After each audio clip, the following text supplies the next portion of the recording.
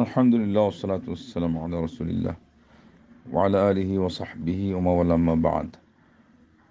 তো ফিতনার যুগে বিশেষ করে যত শেষের দিকে কিয়ামত কাছে আসবে, ওই সময় নেক আমল করার পরিবেশ থাকবে না।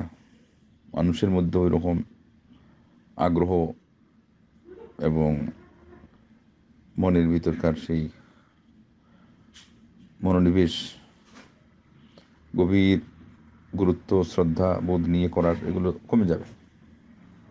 তো সেই জন্যে আর আমলের পরিমাণও কমে যাবে, পাপ পঙ্কিলতা বেড়ে যাবে। আর এটা একটা নিয়ম যে যখনই পরিবেশ থাকে না, বরং পরিবেশ প্রতিকূল হয়, ওই অবস্থায় পুণ্যের পাওয়ার আল্লাহ রাব্বুল আলামিন বাড়িয়ে দেন। এই জন্য মুসলিম শরীফে হাদিসে আসছে যে যে নেক আমল করাটা ফিতনার সময় হিজরত ইলাইয়া।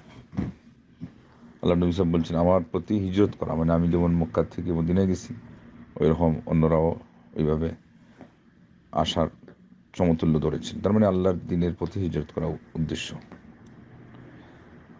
তো এই কারণেই একটা হাদিসে আসছে যে 50 জন সাহাবার মতো করে সওয়াব পাবে ওই সময়, যখন একটা জিনিসকে ধরে থাকা, হককে ধরে থাকা, নেক আমলকে ধরে থাকা, কয়লা আঙ্গারা যেটা দগ্ধ হয়ে আছে ওইটাকে হাতের মুষ্টিবদ্ধ করে ধরার যে কষ্টটা, ওইটার মতো হবে।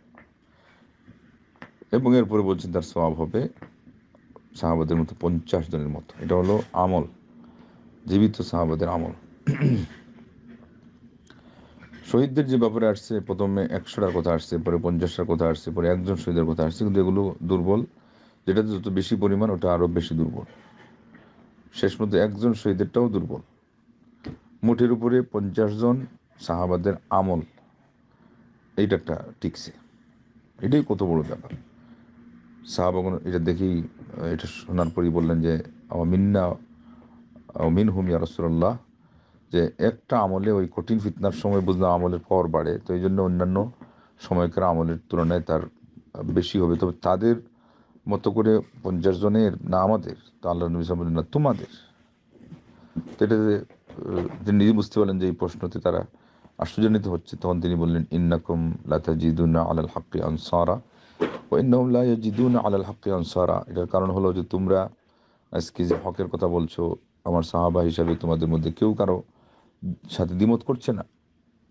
দ্বিমত করলে একেবারে চূড়ান্ত পর্যায়ের শত্রু যারা তারা করছে, তারা তোমাদেরকে এটা করতেই দিচ্ছে না। কিন্তু তোমাদের নিজেদের ভিতরকার, আজকে যেমন আমাদের মসজিদের ভিতরে গেলেই 10 মুসল্লির 10 ধরনের নামাজ, তো কেউ কারোটা তো পছন্দ করে না। সুযোগ পাইলে তো কেউ টুকতে আটকাবে না নিজেকে।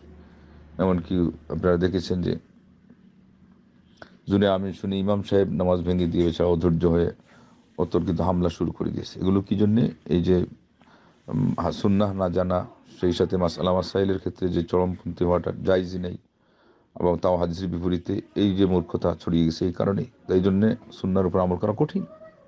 তখন আল্লাহ নবী সাল্লাল্লাহু আলাইহি ওয়াসাল্লাম বলছেন যে এটা সাহায্যকারী কোনো পাবে না, সাপোর্টকারী পাবে না, মানে পরবর্তীতে পাবে না। এই জন্য তাদের হলো 50 জন, তোমাদের মতো 50 জনের সওয়াব আল্লাহ দিবেন। এটা হলো ধৈর্যের কারণে, এবং ওই যে পরিস্থিতি প্রতিকূল, এটার কারণে। এই জন্যই যারা যত বেশি কঠিন পরিস্থিতির শিকার হয়, তাদের ধৈর্য আরও বেশি বাড়াইতে হবে। এই জন্য যে তাদের কম আমলেও অন্যদের অনেক বেশি আমলের চেয়ে পাওয়ার আল্লাহ বাড়াই দিবেন, সওয়াবের পরিমাণ বৃদ্ধি করে দিবেন।